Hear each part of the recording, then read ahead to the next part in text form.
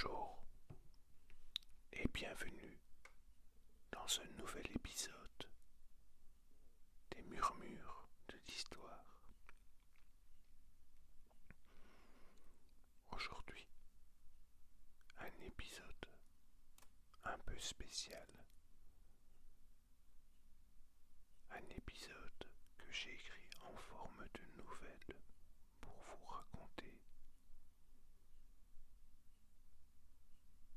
la bataille de Mons en Belgique en 1914, ou les anges de Mons.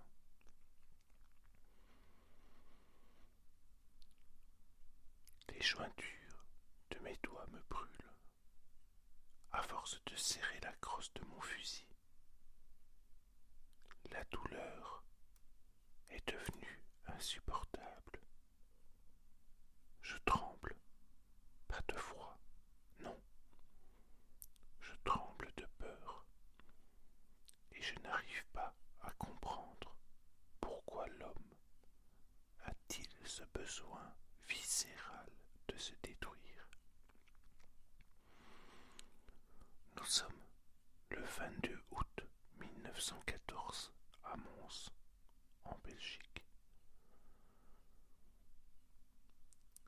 Ça pourrait être une belle journée d'été, douce et calme, avec le parfum des fleurs, l'odeur de l'herbe fraîche, un verre de vin rouge à la main, une cigarette aux lèvres, mais non.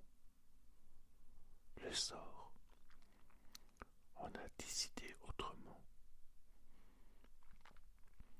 Me voilà tapi dans un trou à attendre. Attendre quoi? La mort? Non, pas à 22 ans. Ce n'est pas le plan que j'avais pour ma vie. Dans mon village, près de Londres, Mary m'attend. Avant de partir, on s'est promis de se marier, de s'aimer toute notre vie. J'espère encore pouvoir la revoir. Devant moi, l'ennemi, les Allemands. Je suis sûr qu'ils pensent la même chose que moi. Pourquoi? Pourquoi tout ça? Pourquoi ces conneries?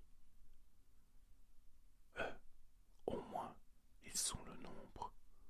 Nous, on est quoi? 300. Une poignée de types largués dans un pays inconnu. Une ville dont je n'avais même jamais entendu parler. Je vais mourir loin de chez moi. J'ai peur.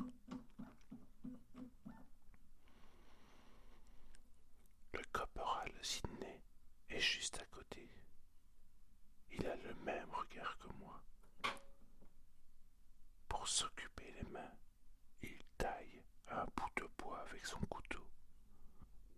Je ne sais pas ce qu'il essaye de faire. Un oiseau peut-être. Peu importe. Moi j'écoute. Chaque bruit. Chaque froissement. Mais pour l'instant, c'est le silence. Le calme plat. Et on sait tous ce que ça veut dire. Le calme avant la tempête.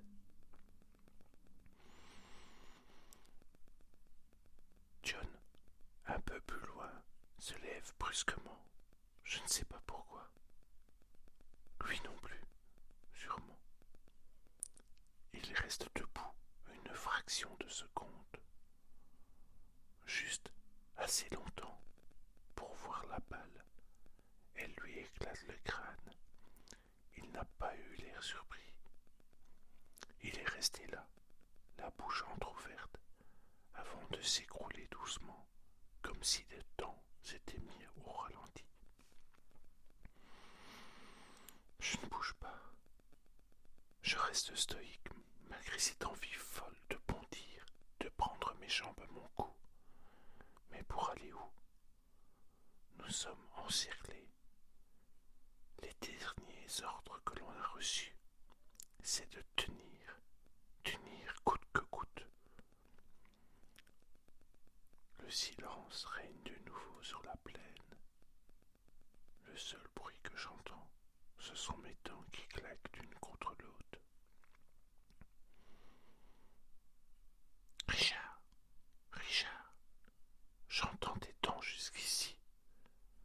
Je me retourne et je vois Sidney qui me regarde glacé d'effroi, le couteau à la main gauche et son morceau de bois à la main droite.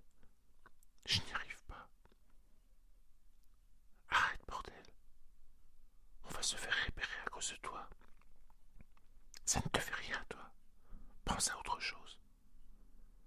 Ferme les yeux et essaye de t'imaginer ailleurs.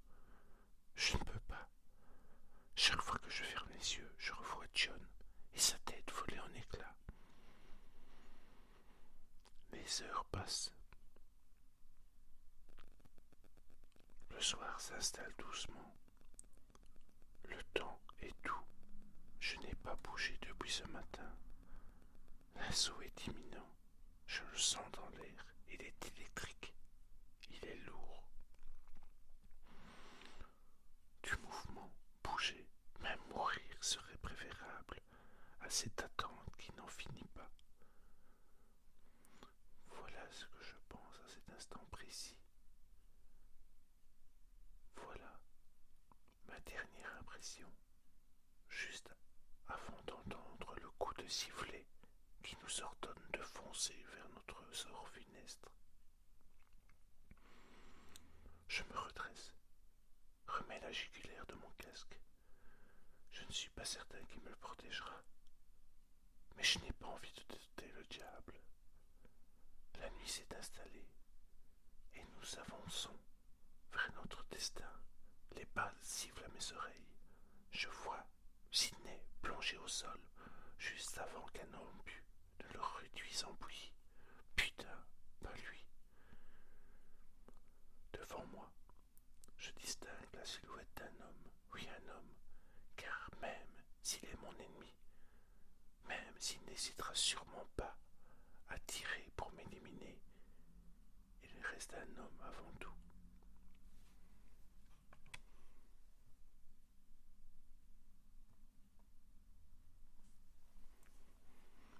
J'arme mon fusil. Je sais que je dois tirer. Ce sera lui ou moi. Il n'a pas d'autre issue. Mon arme est prête. Je la mets en joue. Mon doigt est sur la détente. Je bloque ma respiration. Je ferme les yeux au moment où j'appuie sur la gâchette. Je me sens projeté au sol, à l'instant même où la balle quitte le canon. Suis-je touché? Non, je ne crois pas. Je ne ressens aucune douleur. Instinctivement, je passe la main sur mon corps. Aucune sensation de déchirure, pas de sang. Pourquoi suis-je tombé?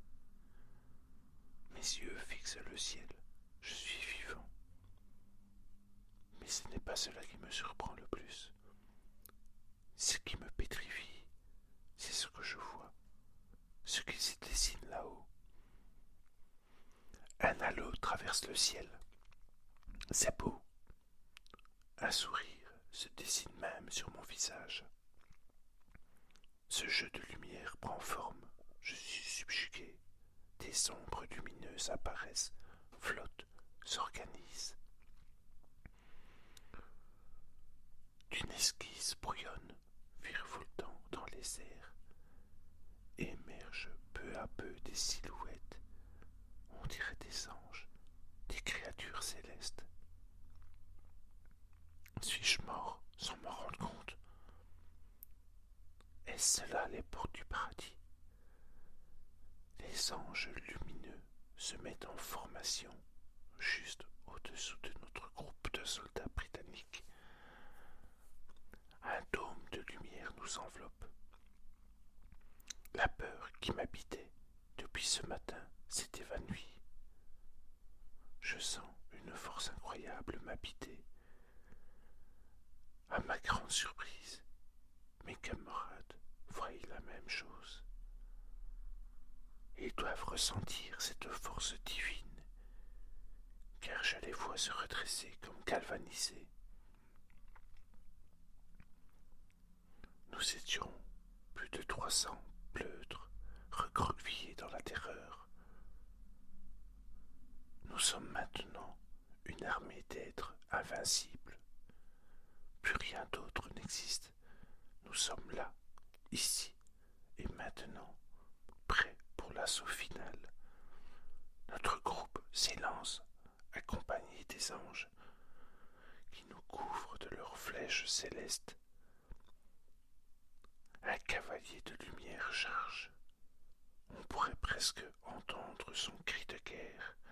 Un nom me vient comme une évidence. Saint-Georges, c'est lui, j'en suis sûr. La bataille fut épique. Et pourtant nous en sommes sortis victorieux, portés par un miracle incroyable. Je n'en reviens toujours pas. Je me nomme Richard Arscott, soldat de la British Expeditionary Force. J'ai combattu lors de la bataille de Mons dans la nuit du 22 au 23 août 1914. Je m'appelle Richard Arscott et j'ai combattu aux côtés des anges de Mons. Certains diront que ce ne sont que des balivernes, mais moi je sais ce que j'ai vu, et je sais que c'était réel. Voilà cette nouvelle que j'ai écrite. J'espère qu'elle vous a plu, et à une prochaine fois pour une nouvelle aventure dans les murmures de l'histoire.